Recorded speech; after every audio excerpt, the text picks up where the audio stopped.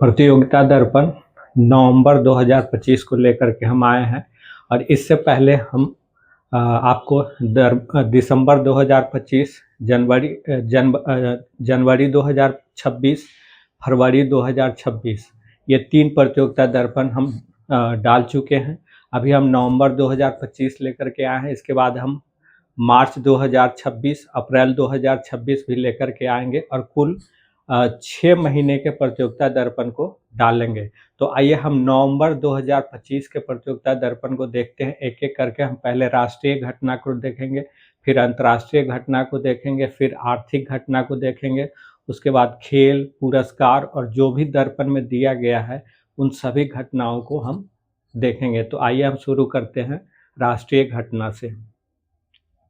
तो जो पहला राष्ट्रीय घटना है नवंबर 2025 के प्रतियोगिता दर्पण में, वो है सीपी राधाकृष्णन से जुड़ी हुई खबर है।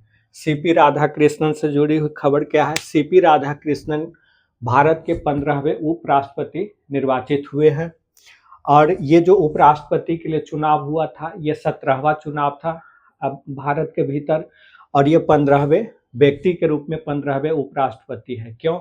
क्योंकि 2 ऐसे उपराष्ट्रपति हुए हैं जो 2 बार भारत के उपराष्ट्रपति रहे। एक सीपी राधाकृष्णन, सर्वपल्ली राधाकृष्णन, जो कि भारत के पहले उपराष्ट्रपति थे, और फिर हामिद अंसारी जी।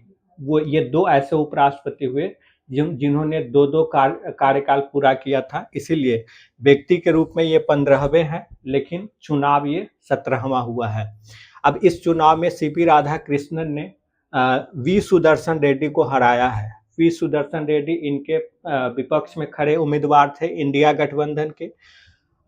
सीपी राधाकृष्णन को कुल 452 वोट मिले, जबकि वी सुदर्शन रेड्डी को 300 वोट मिले। इस तरह 152 वोट के अंतर से सीपी राधाकृष्णन ने वी सुदर्शन रेड्डी को हरा दिया। इस चुनाव में कुल मतदाता तो वैसे 788 होते हैं निर्वाचक मंडल में, 245 आपके राज्यसभा के और 543 लोकसभा के। तो कुल निर्वाचक मंडल के कुल मतदाताओं की संख्या 788 होती है, लेकिन कुछ सीट खाली होने की वजह से इस बार वैध मतदाताओं की संख्या 781 ही थी। और सीपी राधाकृष्णन उपराष्ट्रपति बनने से पहले, ठीक पहले महाराष्ट्र के राज्यपाल थे। उससे पहले वो झारखंड के भी राज्यपाल रह चुके हैं और वो तमिलनाडु के रहने वाले हैं। तो ये सीपी राधाकृष्णन से जुड़ी हुई महत्वपूर्ण खबर है कि वो 15वें उपराष्ट्रपति है। ये 17वां चुनाव था, उन्होंने वी सुदर्शन रेड्डी को हराया है और उन्होंने 152 वोट के अंतर से हराया है। मतदाताओं की कुल संख्या वैध 781 थी और ये उससे पहले महाराष्ट्र के राज्यपाल रहे हैं, उससे पहले झारखंड के राज्यपाल थे और ये तमिलनाडु के रहने वाले हैं। दूसरा जो घटना है वो संयुक्त कमांडर सम्मेलन का है। भारत के सशस्त्र बलों का जो द्विवार्षिक 2 वर्ष पे होने वाला जो कमांडर सम्मेलन होता है, तो वो 16वां सम्मेलन का आयोजन किया गया है कोलकाता में, कोलकाता के विजय दुर्ग में, जिसको पहले फोर्ट विलियम के नाम से जाना जाता है। आप जानते हैं कि फोर्ट विलियम का नाम बदल के विजय दुर्ग कर दिया गया है। तो संयुक्त कमांडर सम्मेलन, सशस्त्र बलों का द्विवार्षिक 16वां संयुक्त कमांडर सम्मेलन कोलकाता के विजय दुर्ग में हुआ है। इसका थीम था सुधारों का वर्ष, भविष्य के लिए परिवर्तन। इसका थीम ये था, सुधारों का वर्ष, भविष्य के लिए परिवर्तन। तो आप जानते हैं कि 2025 को रक्षा मंत्रालय द्वारा सुधारों का वर्ष घोषित किया गया था। इस सम्मेलन का उद्घाटन प्रधानमंत्री श्री नरेंद्र मोदी जी के द्वारा किया गया। जो तीसरा न्यूज है वो है INS अरावली। INS अरावली क्या है? INS अरावली एक नया नौसैनिक अड्डा बनाया गया है। ये नौसैनिक अड्डा गुरुग्राम में, हरियाणा के गुरुग्राम में स्थापित किया गया है और इसके जो कमांडिंग ऑफिसर, पहले कमांडिंग ऑफिसर बनाए गए वो हैं सचिन कुमार। तो ये पहला नौसैनिक केंद्र है INS अरावली, जो समुद्र तट से दूर, समुद्र तट से 1100 किलोमीटर की दूरी पर है ये, और ये कहाँ है? हरियाणा के गुरुग्राम में स्थापित किया गया है। अगला न्यूज है समुद्र प्रदक्षिणा। समुद्र प्रदक्षिणा क्या है? समुद्र प्रदक्षिणा है भारत के तीनों सेनाओं के महिलाओं का एक संयुक्त जल मार्ग भ्रमण है। एक संयुक्त महिला दलों का समुद्र मार्ग से विश्व भ्रमण है और इस विश्व भ्रमण के लिए जिस पोत का इस्तेमाल किया जा रहा है उस पोत का नाम है IASB त्रिवेणी। IASV त्रिवेणी पोत का इस्तेमाल किया जा रहा है और इसकी शुरुआत कहाँ से हुई है? मुंबई के गेटवे ऑफ इंडिया से। इसको हरी झंडी दिखाया भारत के रक्षा मंत्री राजनाथ सिंह ने। और ये जो पोत है त्रिवेणी, जिससे कि ये भ्रमण हो रहा है, विश्व भ्रमण भारत के तीनों सेनाओं के महिलाओं का, ये इसके बारे में ये है कि 2 बार ये भूमध्य रेखा को पार करेगा। तो ये है समुद्र प्रदक्षिणा। क्या है? तीनों सेनाओं के एक महिला दल का समुद्री मार्ग से विश्व भ्रमण है। और इसके लिए जिस पोत का इस्तेमाल किया गया है वो है त्रिवेणी। और इसको ये शुरू हुआ मुंबई के गेटवे ऑफ इंडिया से और इसको हरी झंडी दिखा करके रक्षा मंत्री राजनाथ सिंह ने इसको हरी झंडी दिखाया। आगे है ज्ञान भारतम मिशन। ज्ञान भारतम मिशन, ज्ञान भारतम मिशन, ज्ञान भारतम मिशन क्या है? ये भारत की जो प्राचीन पांडुलिपियां हैं उसमें जो ज्ञान है, उसी ज्ञान को अब नई पीढ़ी तक पहुंचाने के लिए ये ज्ञान भारतम मिशन शुरू किया गया है। प्राचीन पांडुलिपियों के ज्ञान को नई पीढ़ी तक पहुंचाने के लिए ज्ञान भारतम मिशन शुरू किया गया है। और इसके लिए एक अंतर्राष्ट्रीय सम्मेलन का आयोजन नई दिल्ली में किया गया, विज्ञान भवन में। और इसका थीम था पांडुलिपि विरासत के माध्यम से भारत के ज्ञान धरोहर की पुनः प्राप्ति। थीम क्या था? पांडुलिपि विरासत के माध्यम से भारत के ज्ञान धरोहर की पुनः प्राप्ति, इसका थीम था। अगला क्वेश्चन है, अगला है अग्नि प्राइम। अग्नि प्राइम क्या है? अग्नि प्राइम एक मिसाइल है। अग्नि प्राइम एक मिसाइल है और इस मिसाइल की क्षमता है 2000 किलोमीटर। तो अग्नि प्राइम नामक इस मिसाइल का अभी DRDO के द्वारा रेल नेटवर्क से इसका परीक्षण किया गया, यानी कि रेल से इसका परीक्षण किया गया। और ये परीक्षण कहाँ किया गया है? उड़ीसा के चांदीपुर में ये परीक्षण किया गया है। अगला है मुख्यमंत्री महिला रोजगार योजना। मुख्यमंत्री महिला रोजगार योजना कहाँ शुरू किया गया है? मुख्यमंत्री महिला रोजगार योजना बिहार में शुरू किया गया है। इसकी घोषणा की गई थी मुख्यमंत्री श्री नीतीश कुमार के द्वारा, लेकिन इसकी औपचारिक शुरुआत की गई प्रधानमंत्री नरेंद्र मोदी के द्वारा। इस मुख्यमंत्री महिला रोजगार योजना के अंतर्गत पहले किस्त के रूप में महिलाओं को 10-10 हजार रुपया दिया गया है अपना बिजनेस शुरू करने के लिए। और इसमें आगे अधिकतम 2 लाख रुपए तक दी जा सकती है। तो ये राष्ट्रीय घटना रहा, CP राधाकृष्णन से जुड़ी हुई पहली घटना है। दूसरी घटना संयुक्त कमांडर सम्मेलन सशस्त्र बलों का, जो 2 वर्षों पर होता है, और 16वां सम्मेलन जो कोलकाता में हुआ है। तीसरी घटना थी INS अरावली, जो कि भारत का नया नौसैनिक अड्डा केंद्र गुरुग्राम में स्थापित किया गया है। चौथी घटना समुद्र प्रदक्षिणा। ये तीनों सेनाओं के एक महिला दल का समुद्री मार्ग से विश्व भ्रमण है। और इसके लिए जिस पोत का इस्तेमाल किया गया है वो है त्रिवेणी। इसकी शुरुआत मुंबई के गेटवे ऑफ इंडिया से हुई और इसे हरी झंडी रक्षा मंत्री राजनाथ सिंह ने दिखाया। अगला है ज्ञान भारतम मिशन, फिर है अग्नि प्राइम और मुख्यमंत्री महिला रोजगार योजना।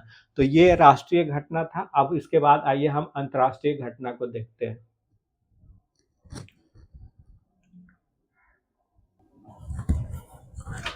अगर आप चाहें तो इसका स्क्रीनशॉट ले लीजिए।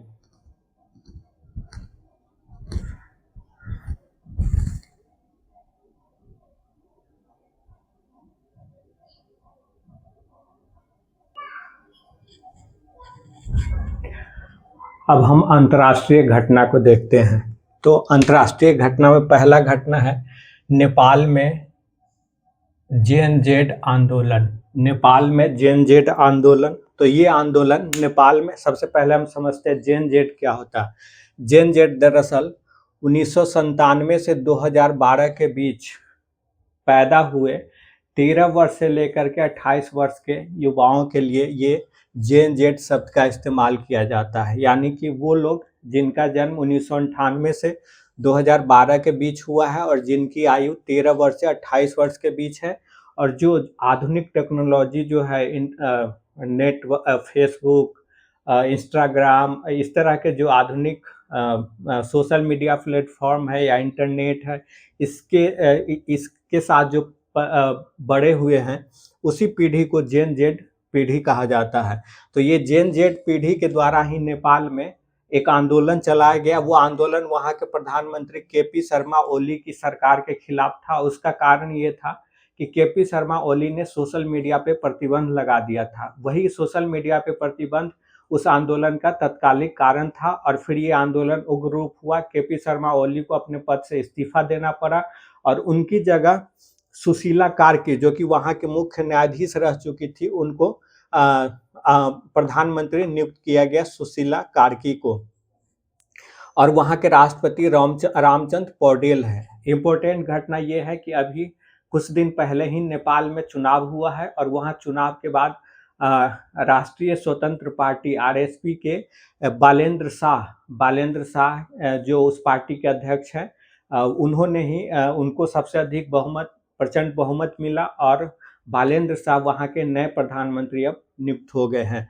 तो नेपाल के जो नए प्रधानमंत्री नियुक्त हुए हैं उनका नाम है बालेंद्र शाह और वहां के जो राष्ट्रपति हैं वो है रामचंद्र पौडेल। तो जेएनजेड आंदोलन हुआ था केपी शर्मा ओली के खिलाफ, जो उस समय प्रधानमंत्री थे और जिन्होंने सोशल मीडिया पे प्रतिबंध लगा दिया था। हालांकि इसके और भी बहुत सारे कारण थे, लेकिन तात्कालिक कारण था सोशल मीडिया पर प्रतिबंध। अगला न्यूज है नवीन चंद्र राम गुलाम। नवीन चंद्र राम गुलाम मॉरिशस के प्रधानमंत्री हैं। इनका हाल ही में भारत दौरा हुआ था और इसमें इम्पोर्टेंट ये है कि भारत सरकार, भारत के प्रधानमंत्री और नवीन चंद्र राम गुलाम के बीच एक द्विपक्षीय वार्ता हुआ दो देशों को लेकर के, और ये द्विपक्षीय वार्ता वाराणसी में संपन्न हुई। तो ये इम्पोर्टेंट है, ये वार्ता जो है नवीन चंद्र राम गुलाम के साथ भारत के प्रधानमंत्री की जो द्विपक्षीय वार्ता हुई, ये वार्ता वाराणसी में संपन्न हुई। अगला है लॉरेंस वॉग। लॉरेंस वॉग कौन है? लॉरेंस वॉग है सिंगापुर के प्रधानमंत्री और हाल ही में इनका भी भारत दौरा हुआ है। तो लॉरेंस वॉग सिंगापुर के प्रधानमंत्री है, भारत यात्रा पर अभी हाल ही में आए थे। इंपॉर्टेंट एक है यहाँ न्यूयॉर्क घोषणा पत्र। न्यूयॉर्क घोषणा पत्र क्या है? न्यूयॉर्क घोषणा पत्र है जो इजराइल और फिलिस्तीन को लेकर करके जो विवाद चल रहा है, उस विवाद के समाधान के लिए एक द्विराष्ट्र निर्माण का एक समाधान है। तो द्विराज्य समाधान ये प्रस्तुत करता है, जिसमें कहता है कि फिलिस्तीन को एक स्वतंत्र राष्ट्र के रूप में भी मान्यता मिलनी चाहिए।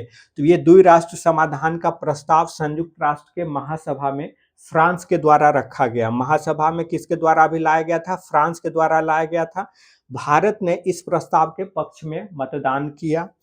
कुल 142, आप जानते हैं कि संयुक्त राष्ट्र संघ के कुल सदस्य देशों की संख्या 193 है। तो 142 लोगों ने इस प्रस्ताव के पक्ष में मतदान किया, जिसमें भारत भी शामिल था। 10 लोगों ने इसके खिलाफ मतदान किया और बाकी लोग अनुपस्थित रह गए। तो न्यूयॉर्क घोषणा पत्र क्या है? ये इजराइल फिलिस्तीन विवाद के समाधान के लिए द्विराज्य समाधान प्रस्ताव है, जो फ्रांस के द्वारा महासभा में लाया गया था।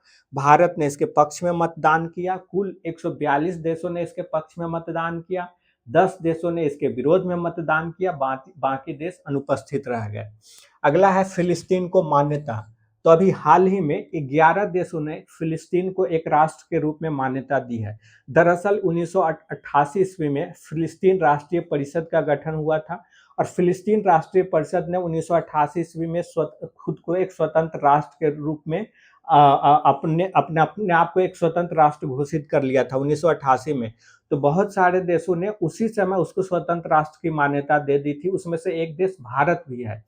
लेकिन अभी हाल में 11 देशों ने इसे स्वतंत्र राष्ट्र की मान्यता दी है। जिन 11 देशों ने इसे स्वतंत्र राष्ट्र की मान्यता दी है, उसमें से कुछ महत्वपूर्ण देश का नाम हम देखते हैं। फ्रांस है, कनाडा है, ब्रिटेन है, पुर्तगाल है, ऑस्ट्रेलिया है, मैक्सिको है, माल्टा है। तो ये कुछ महत्वपूर्ण देश है। सब 11 का 11 नाम याद रखने की जरूरत नहीं है। जो अभी हाल में जो महत्वपूर्ण है, फ्रांस, कनाडा, यूके, पुर्तगाल, ऑस्ट्रेलिया, मैक्सिको, माल्टा, इतना याद रखिएगा। और इसके साथ ही फिलिस्तीन को एक स्वतंत्र राष्ट्र के रूप में मान्यता देने वाले देशों की कुल संख्या 157 हो गई है। यानी कि 100 संयुक्त राष्ट्र संघ में कुल 193 देश है। इस 193 देश में से 157 देश ने फिलिस्तीन को एक स्वतंत्र राष्ट्र की मान्यता दे दी है। अगला न्यूज है जेजेरो क्रेटर। जेजेरो क्रेटर आपको मंगल ग्रह पे है और ये अभी हाल में चर्चा में है, क्योंकि इसी जेजेरो क्रेटर से परसिवियरेंस रोवर ने जीवन के संभावना की जानकारी दी है। यानी वहां जीवन की संभावना है, इसकी जानकारी जेजेरो क्रेटर जो मंगल ग्रह पर है, ये जेजेरो क्रेटर मंगल ग्रह पे है और यहीं से परसिवियरेंस रोवर ने जीवन के संकेत की सूचना दी है। और आप जानते हैं परसिवियरेंस रोवर जो है वो नासा के द्वारा 2020 में मंगल ग्रह पर भेजा गया था, और ये भेजे जाने का उसका उद्देश्य ही था मंगल ग्रह पर जीवन की संभावनाओं की खोज करना। तो ये परसिवियरेंस रोवर जो है वो 2020 में नासा, जो अमेरिका की अंतरिक्ष एजेंसी है, उसके द्वारा भेजा गया था, और इसका उद्देश्य था मंगल ग्रह पर जीवन की संभावना की तलाश करना। तो मंगल ग्रह पर ही जे0 क्रेटर है, वही क्रेटर से अभी हाल में परसिवियरेंस रोवर ने जीवन की संभावना की सूचना प्रदान की है। अगला है पेंटोगर्टानस सिनवात्रा। पेंटोगर्टानस सिनवात्रा ये कौन है? ये थाईलैंड की पूर्व प्रधानमंत्री थी, और इनको वहां की एक संवैधानिक अदालत ने प्रधानमंत्री के पद से बर्खास्त कर दिया है। तो आप इतना नाम सिनवात्रा भी रख सकते हैं, सिनवात्रा। तो संवैधानिक अदालत ने इनको थाईलैंड में प्रधानमंत्री पद से बर्खास्त कर दिया है। अब आप इस अंतर्राष्ट्रीय घटना का स्क्रीनशॉट ले लीजिए, इसके बाद हम जो आर्थिक घटना है उसको देखते हैं।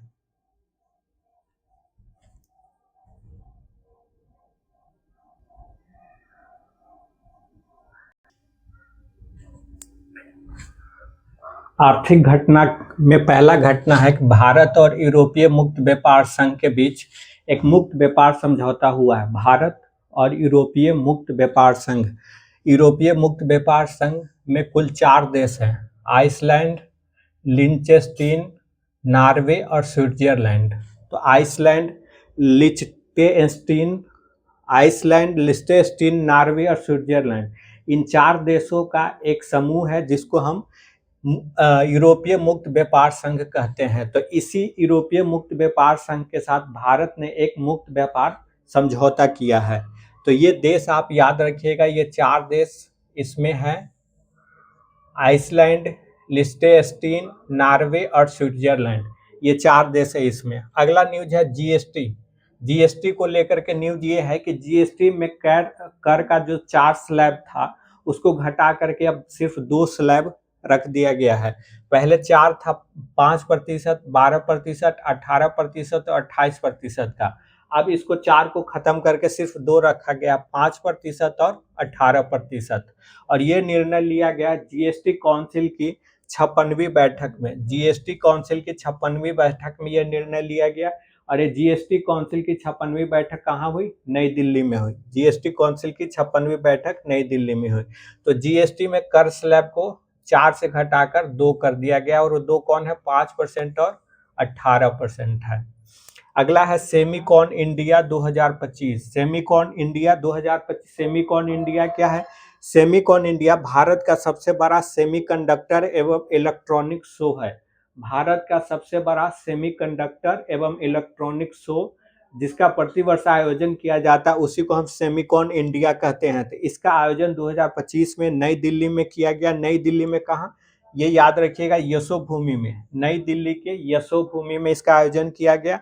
इसका उद्देश्य क्या था? इसका उद्देश्य है भारत को सेमीकंडक्टर के उत्पादन में विश्व महाशक्ति बनाना। इसका उद्घाटन किसने किया? इसका उद्घाटन प्रधानमंत्री नरेंद्र मोदी ने किया। और इसका थीम क्या था? सेमीकॉन इंडिया 2025 का थीम था अगली सेमीकंडक्टर महाशक्ति का निर्माण। और भारत में पहला जो चिप निर्मित किया गया है, भारत में निर्मित पहली 32 बिट माइक्रो प्रोसेसर चिप जिसका नाम है विक्रम 3201। ये विक्रम 3201 जो सेमीकंडक्टर चिप है, ये भारत में निर्मित पहला सेमीकंडक्टर चिप है जो भारत के जो इलेक्ट्रॉनिक मिनिस्टर है अश्विनी वैष्णव, उन्होंने प्रधानमंत्री नरेंद्र मोदी को सौंपा इसी सेमीकॉन इंडिया सम्मेलन में। तो ये जो पहला स्वदेशी सेमीकॉन चिप जो भारत के द्वारा निर्मित किया गया है उसका नाम है विक्रम 3201। ये नाम आप याद रखिएगा, विक्रम 3201।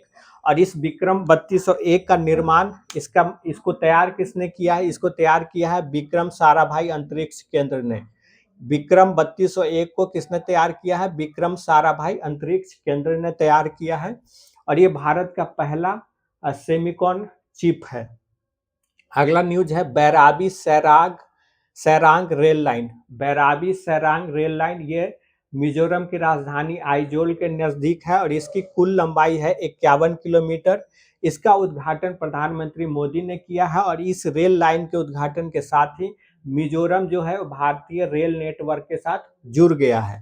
मिजोरम भारतीय रेल नेटवर्क के साथ जुड़ गया है। इसकी लंबाई 51 किलोमीटर, ये याद रखिएगा। इसका उद्घाटन प्रधानमंत्री मोदी ने किया है और ये जो रेल लाइन है इसमें विश्व के सबसे ऊंचे पियर पुल लगा हुआ है। विश्व के सबसे ऊंचे पियर पुल का निर्माण यहाँ किया गया है, जिसकी ऊंचाई है 114 मीटर। और ये पियर पुल उसको कहते हैं जिसमें मतलब इस तरह के जो सुरंग है उसको ध्यान में रखते हुए कई छोटे छोटे पिलर बनाए जाते हैं, इसीलिए इसको पियर पुल कहा जाता है। और इसकी ऊंचाई 114 मीटर है। और ये जो बैराबी सरांग रेल लाइन है इसकी लंबाई 51 किलोमीटर है। इसका उद्घाटन प्रधानमंत्री नरेंद्र मोदी ने किया और इसके उद्घाटन के साथ ही मिजोरम रेल नेटवर्क के साथ जुड़ गया है। अगला है खनन अन्वेषण समझौता। खनन अन्वेषण समझौता किसके बीच हुआ है? खनन अन्वेषण समझौता भारत और अंतर्राष्ट्रीय समुद्र तल प्राधिकरण, भारत और अंतर्राष्ट्रीय समुद्र तल प्राधिकरण के बीच एक खनन समझौता हुआ है। इसका उद्देश्य क्या है? इसका उद्देश्य है पॉलीमेटेलिक सल्फाइड का अन्वेषण, पॉलीमेटेलिक सल्फाइड का अन्वेषण हिंद महासागर में करना। तो हिंद महासागर में पॉलीमेटेलिक सल्फाइड का अन्वेषण करने के लिए भारत सरकार और अंतर्राष्ट्रीय समुद्र तल प्राधिकरण के बीच एक खनन अन्वेषण समझौता हुआ है। अगला न्यूज है धार। मध्य प्रदेश का धार बहुत चर्चा में है क्योंकि यहाँ देश का पहला पीएम मित्र पार्क का उद्घाटन शिलान्यास किया गया है। पहला पीएम मित्र पार्क का शिलान्यास किया गया। शिलान्यास किन्होंने किया है? प्रधानमंत्री श्री नरेंद्र मोदी ने किया है। और ये कहाँ किया है? धार में। तो मध्य प्रदेश के धार में देश के पहले पीएम मित्र पार्क का शिलान्यास प्रधानमंत्री नरेंद्र मोदी के द्वारा किया गया। और वस्त्र उद्योग को आगे बढ़ाने के लिए इस तरह के कुल 7 मित्र पार्क तैयार करने की भारत सरकार की योजना है। उसमें पहला जो पार्क है उसका शिलान्यास मध्य प्रदेश के धार में प्रधानमंत्री मोदी के द्वारा किया गया है। तो ये आर्थिक घटना क्रम रहा, आप इसका स्क्रीनशॉट ले लीजिए और फिर हम आगे जो नई घटना है, पुरस्कार है, नियुक्ति है, उसको देखते हैं।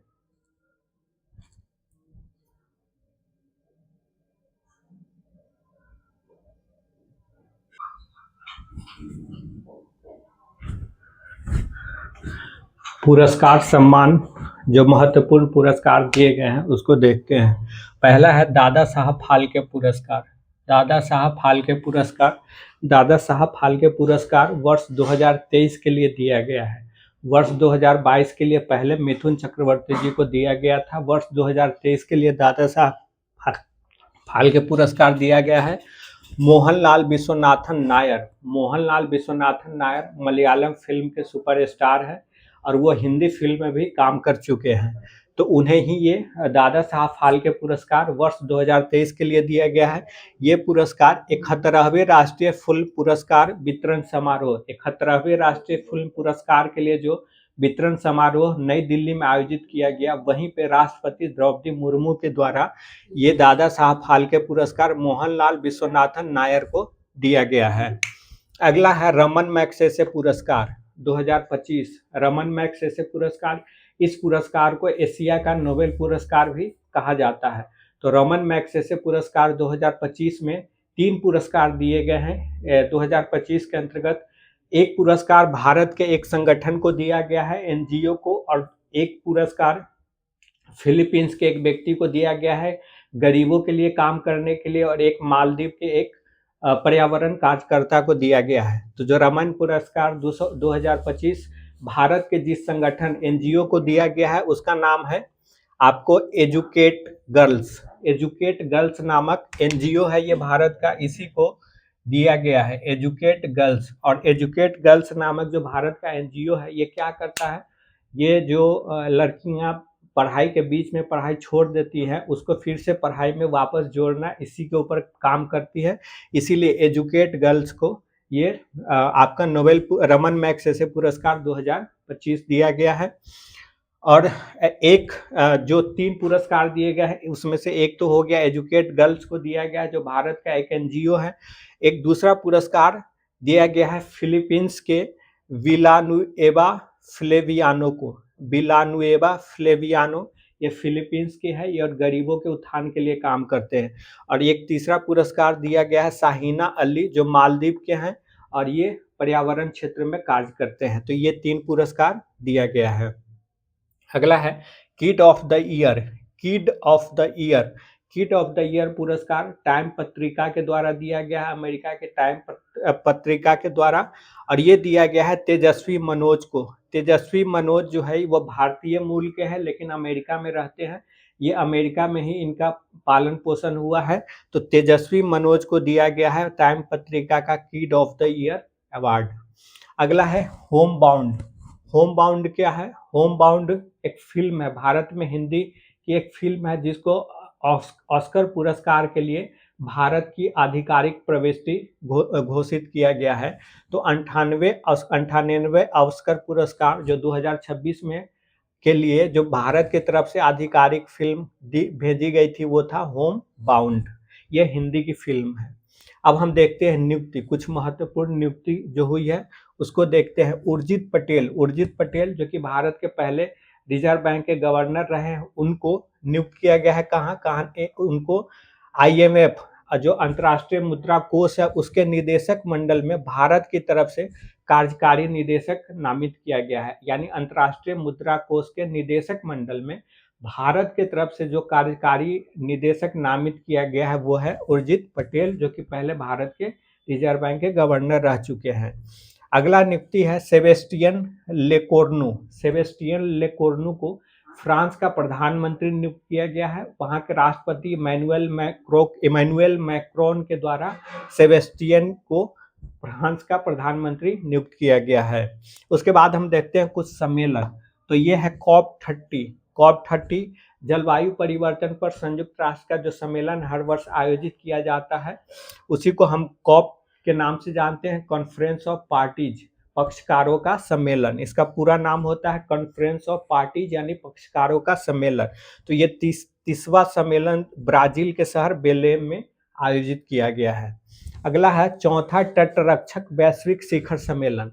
चौथा तटरक्षक वैश्विक शिखर सम्मेलन का आयोजन किया गया है इटली की राजधानी रोम में, और इसकी सह अध्यक्षता इटली और जापान के द्वारा इसकी सह अध्यक्षता की गई है। इसमें कुल 115 देश शामिल हुए और इसमें भारत भी शामिल था।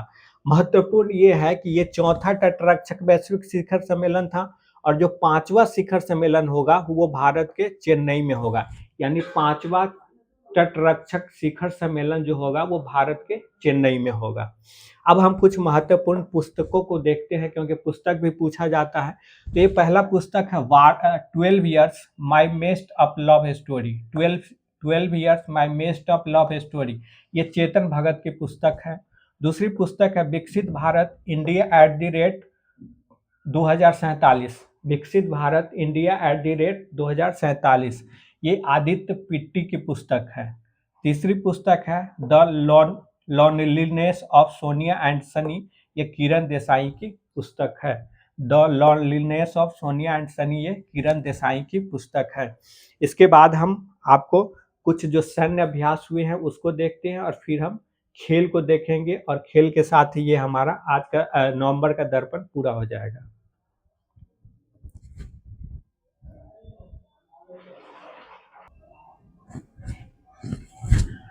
सैन्याभ्यास में जो पहला सैन्याभ्यास है वो मैत्री 14। मैत्री 14 किसके किसके बीच हुआ है? ये भारत और थाईलैंड के बीच होने वाला एक वार्षिक सैन्याभ्यास है। मैत्री भारत और थाईलैंड के बीच होने वाला एक वार्षिक सैन्याभ्यास है। इसका 14वां संस्करण अभी मेघालय के उमरोई में हुआ है। 14वां संस्करण, इसलिए इसका नाम दिया गया है मैत्री 14। और ये कहाँ हुआ है? मेघालय के उमरोई में। तो मैत्री भारत और थाईलैंड के बीच होने वाला एक वार्षिक सैन्याभ्यास है। इसका 14वां संस्करण मेघालय के उमरोई में हुआ है। अगला है युद्धाभ्यास। तो युद्धाभ्यास एक सैन्याभ्यास का संस्करण है जो भारत और अमेरिका के बीच वार्षिक आधार पे होता है और 2025 में इसका 21वां संस्करण अलास्का, अमेरिका के अलास्का में हुआ है। तो 2025 में इसका जो युद्ध अभ्यास का 21वां संस्करण था और ये कहाँ हुआ है? अलास्का, अमेरिका के अलास्का में। अगला है पैसिफिक रीच। पैसिफिक रीच जो है ये एक बहुराष्ट्रीय नौसैनिक अभ्यास है। पैसिफिक रीच एक बहुराष्ट्रीय यानी एक से अधिक राष्ट्रों के शामिल, इसमें कुल लगभग 40 देशों ने भागीदारी की थी। और ये कहाँ हुआ? ये हुआ आपका दक्षिणी चीन सागर में, सिंगापुर के नेतृत्व में हुआ है। ये पैसिफिक रीच बहुराष्ट्रीय नौसैनिक अभ्यास है, ये दक्षिण चीन सागर में हुआ है, सिंगापुर के नेतृत्व में हुआ है। और भारत से जो युद्धपोत इसमें शामिल हुआ उसका नाम है INS निस्तार। INS निस्तार भारत की ओर से इसमें शामिल होने वाला युद्धपोत है। अगला है अमोघ फ्यूरी। अमोघ फ्यूरी जो है भारत के सेना का एक अपना सैन्य अभ्यास हुआ है। ये राजस्थान में हुआ है और महाजन फील्ड फायरिंग रेंज है वहीं हुआ है। तो अमोघ फ्यूरी ये भारतीय सेना का सैन्य अभ्यास हुआ है, राजस्थान में हुआ है और राजस्थान के महाजन फील्ड फायरिंग रेंज में हुआ है। अगला है भारतीय नौसेना और ग्रीक के नौसेना के बीच पहला समुद्री अभ्यास हुआ है 2025 में। भारतीय सेना और ग्रीस के जो नौसेना है उसके बीच पहला समुद्री अभ्यास कहाँ हुआ है? भूमध्य सागर में हुआ है। अगला न्यूज है IIM Ahmedabad. IIM Ahmedabad news में क्यों है? क्योंकि IIM अहमदाबाद ने विदेश में अपना पहला कैंपस संयुक्त अरब अमीरात के दुबई में स्थापित किया है। और इसका उद्घाटन किसने किया? इसका उद्घाटन दुबई के क्राउन प्रिंस शेख हमदान बिन मोहम्मद बिन राशिद ने किया। और जब इसका उद्घाटन उन्होंने किया उस समय वहां भारत के शिक्षा मंत्री धर्मेंद्र प्रधान भी उपस्थित थे। अगला है भूपेन हजारिका। भूपेन हजारिका भारत रत्न से सम्मानित है और ये संगीत के क्षेत्र के बहुत बड़े हस्ती थे। तो उनके जन्म शताब्दी, उनकी बहुत पहले मृत्यु हो गई कई साल पहले, तो उनके जन्म शताब्दी के उपलक्ष्य में प्रधानमंत्री श्री नरेंद्र मोदी के द्वारा 100 रुपया का स्मारक सिक्का जारी किया गया। तो ये 100 रुपया का स्मारक सिक्का भूपेन हजारिका के जन्म शताब्दी के अवसर पर प्रधानमंत्री नरेंद्र मोदी के द्वारा जारी किया गया। अगला है वर्ल्ड फूड इंडिया, विश्व खाद्य भारत सम्मेलन। वर्ल्ड फूड इंडिया का जो है इस सम्मेलन का आयोजन किया गया नई दिल्ली के प्रगति मैदान के भारत मंडपम में। इसका उद्घाटन प्रधानमंत्री नरेंद्र मोदी ने किया और इसका विषय था समृद्धि के लिए प्रसंस्करण। तो ये सैन्य अभ्यास था और ये कुछ महत्वपूर्ण घटनाएं थी। इसके बाद आइए हम देखते हैं खेल।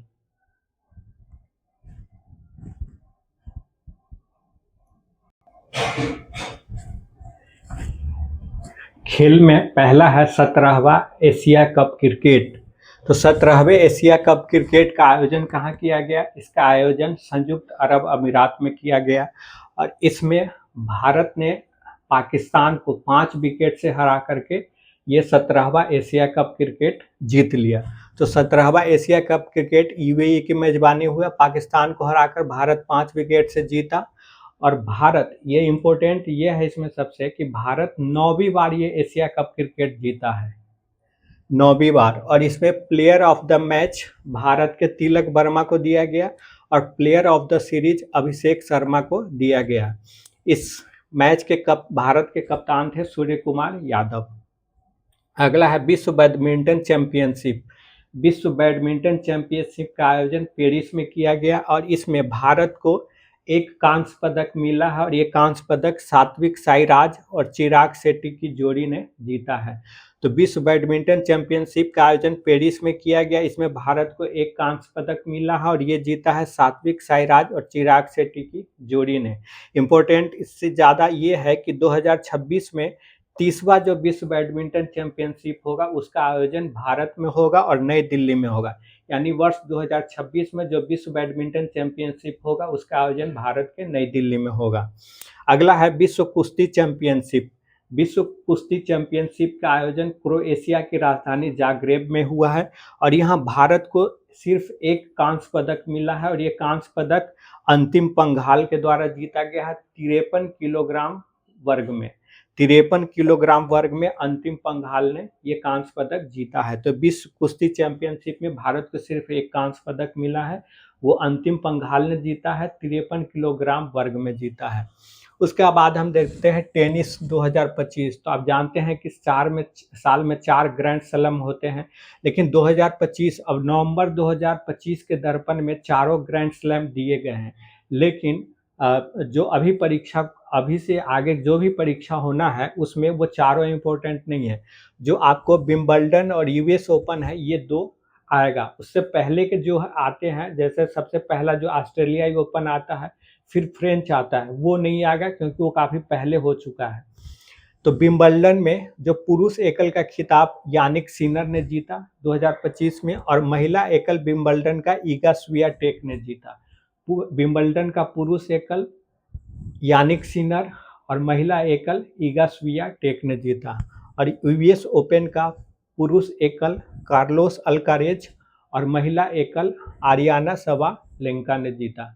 तो ये खेल था, और इसके साथ ही नवंबर 2025 का प्रतियोगिता दर्पण पूरा हो जाता है। अगर आपको ये वीडियो अच्छा लगे तो चैनल को सब्सक्राइब कीजिएगा। और इससे पहले हमने दिसंबर 2025, जनवरी 2026 और फरवरी 2026 के प्रतियोगिता दर्पण डाला हुआ है, वो दर्पण के प्लेलिस्ट में मौजूद है, आप उसको देख सकते हैं।